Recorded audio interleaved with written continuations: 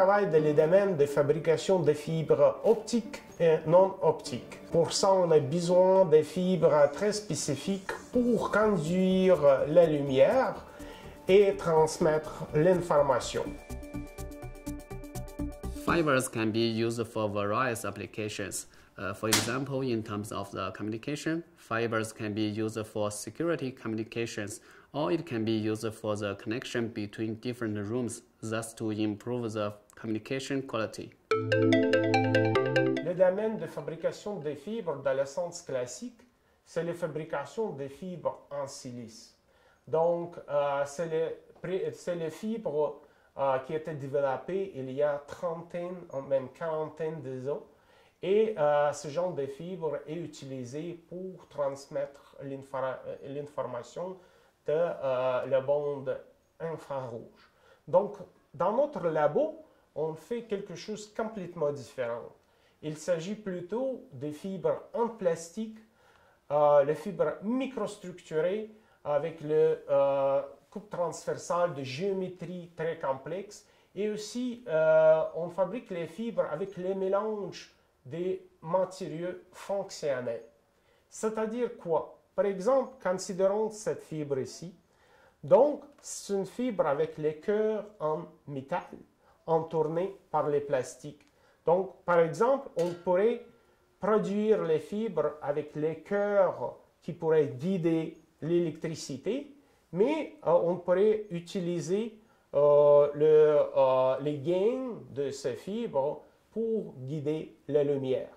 Donc, on pourrait fabriquer les fibres multifonctionnelles pour le guidage d'électricité et de la lumière en utilisant plusieurs matériaux fonctionnels dans la même fibre, comme les métaux et les plastiques. Comment fonctionne le processus d'étirage des fibres? D'abord, on commence avec quelque chose qui s'appelle un preform. Essentiellement, c'est une version plus grande de fibres optiques.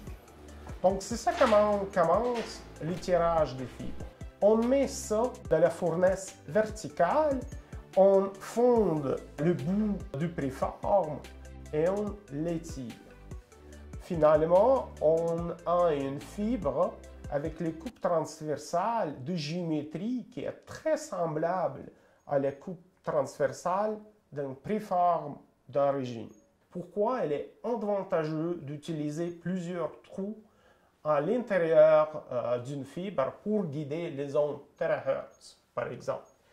Tout simplement, la plupart des matériaux qu'on rencontre dans la nature, ils absorbent trop les ondes terahertz. Si on met les trous à l'intérieur d'une fibre, ça diminue considérablement la perte par absorption de matériel, du plastique qu'on utilise, et ça permet de guider les ondes terahertz par plusieurs dizaines de mètres. S'il n'y a pas de trous, on pourrait espérer de guider les ondes terahertz par quelques dizaines de centimètres. Le deuxième sujet de recherche sur lequel on travaille, c'est le domaine de textiles intelligents avec les fonctions pas habituelles. Par exemple, ici, c'est une préforme d'une fibre pour les textiles photoniques. Donc, on commence tout simplement avec un cylindre de plastique clair, mais ensuite, on met plusieurs couches de différents plastiques. On enrobe plusieurs couches de différents plastiques autour d'un cylindre clair. Ensuite, on étire. Ça donne ces fibres avec les couleurs très brillantes. C'est comme une poisson tropicale, si vous voulez. Et on pourrait les utiliser pour les écrans intégrés de l'évitement, par exemple, juste pour faire l'évitement plus vivre. From my perspective, I'm exploring the terahertz fibers development and fabrication with the 3D printing technique. So I wish I could make a small contribution to the terahertz fiber related fields. Je suis encore surpris par mes étudiants. Par exemple, dans les 2 dernières années, on a fabriqué les fibres pour le stockage d'énergie.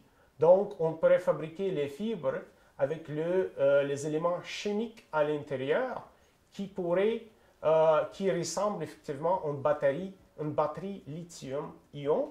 Donc, on pourrait recharger ce genre de fibres et on pourrait les intégrer, par exemple, de l'évitement. Le domaine de fabrication des fibres, ça apporte un éventail de possibilités qui pourrait considérablement améliorer la qualité de vie. Et on fait ça à Polytechnique.